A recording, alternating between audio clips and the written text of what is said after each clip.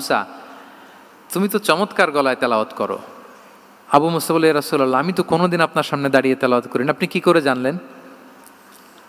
রাসূল সাল্লাল্লাহু আলাইহি ওয়াসাল্লাম বললেন, গত রাতে তুমি যখন তেলাওয়াত করছিলে, আমি তোমার ঘরের পাশ দিয়ে যাচ্ছিলাম, আমি মনোযোগ দিয়ে শুনেছি।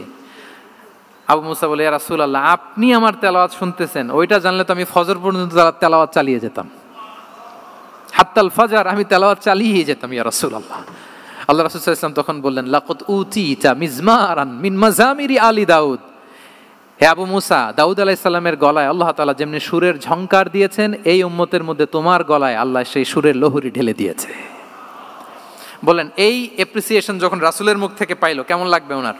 এখানে ধরেন আপনি কেউ হাফেজে কোরআন শেখ সুদাইস যদি বলে যে মাশাআল্লাহ মাশাআল্লাহ আনতা কারিউল কুররা, আপনাকে যদি এটা বলে কেমন লাগবে আপনার?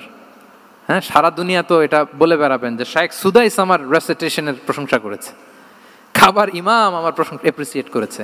আর স্বয়ং রাসূলুল্লাহ সাল্লাল্লাহু আলাইহি ওয়াসাল্লাম যখন বলে তোমার গলায় আল্লাহ সুরের ঝংকার ঢেলে দিয়েছে, তখন ওনার কেমন লেগেছে?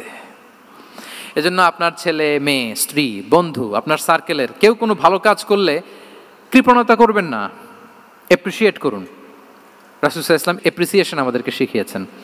ইভেন মুখাইরেক নামে এক ইহুদি ছিল, মদিনার সব ইহুদিরা বিট্রে করেছে, কিন্তু এই মুখাইরেক নামে এক ইহুদি উহুদের যুদ্ধে মুসলিমদের পক্ষে লড়াই করে নিহত হয়েছে। সে তার কথা রেখেছে। মুসলিম সাহাবীদের শহীদদের লাশের সাথে যখন এই ইহুদি তার লাশও আনা হলো, রাসূল সাল্লাল্লাহু আলাইহি ওয়াসাল্লাম তার দিকে তাকায় বললেন, মুখাইরিক খায়রু ইয়াহুদ, Mukhairiq is the best among Jewish.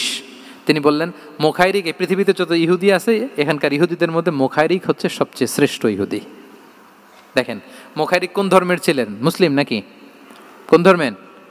ইহুদি হওয়ার পরেও তাকে অ্যাপ্রিসিয়েশন করতে রাসূল সাল্লাল্লাহু আলাইহি ওয়াসাল্লাম ভুলেন নাই।